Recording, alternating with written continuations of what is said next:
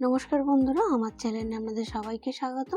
আজ আমি আবার একটা নতুন রেসিপি নিয়ে চলে এসেছি, তেলাপিয়া মাছের বাটার ফিশ ফ্রাই। চলুন তাহলে এবার শুরু করা যাক। তেলাপিয়া মাছের বাটার ফিশ ফ্রাই বানানোর জন্য এখানে আমি 10 থেকে 12 পিস মতন তেলাপিয়া মাছের ফিলে নিয়ে নিয়েছি।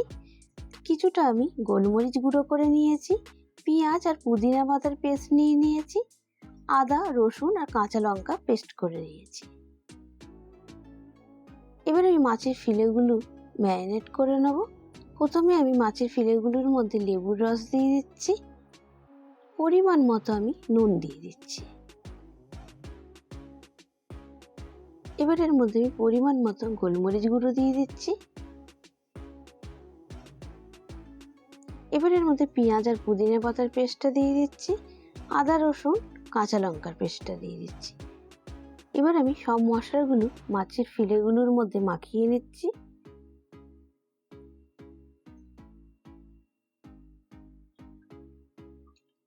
খুব ভালো মতন করে মাখিয়ে নিতে হবে।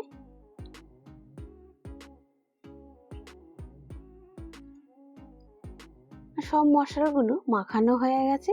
এবার এইভাবে আমি আধ ঘন্টার জন্য রেখে দেবো।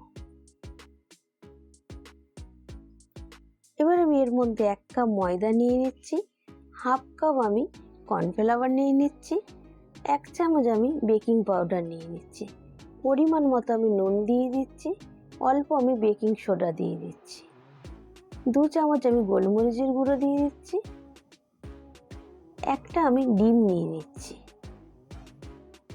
2 চামচ আমি এর মধ্যে বাটার দিয়ে দিচ্ছি।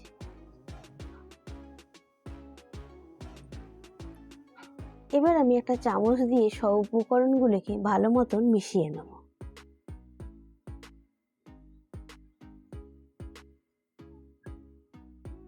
আমাদের সব উপকরণগুলো ভালো মতন মিশানো হয়ে গেছে। এবার এর মধ্যে আমি অল্প অল্প করে জল দিয়ে ব্যাটারটা গুলে নেব।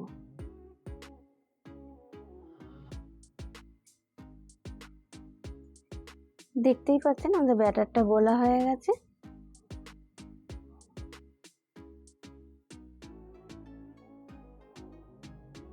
এবার আমি কড়াইয়ের মধ্যে পরিমাণ মতো সাদা তেল দিয়ে দিচ্ছি।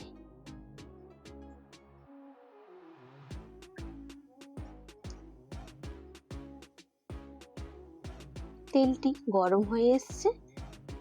এবার আমি একটু একটু করে মাছের ফিলেগুলো ব্যাটারের মধ্যে চুবিয়ে তেলের মধ্যে দিয়ে দিচ্ছি।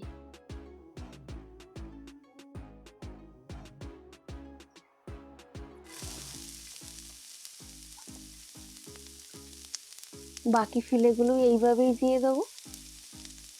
আর গ্যাসের জোরটা একদম মিডিয়ামে রাখতে হবে।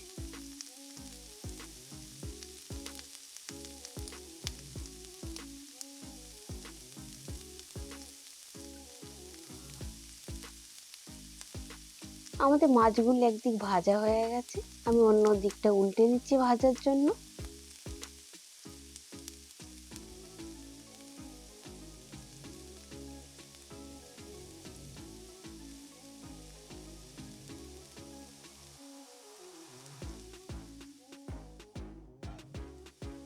আমি আবার একটু উল্টে পাল্টে দিচ্ছি ফিশ ফ্রাইগুলো।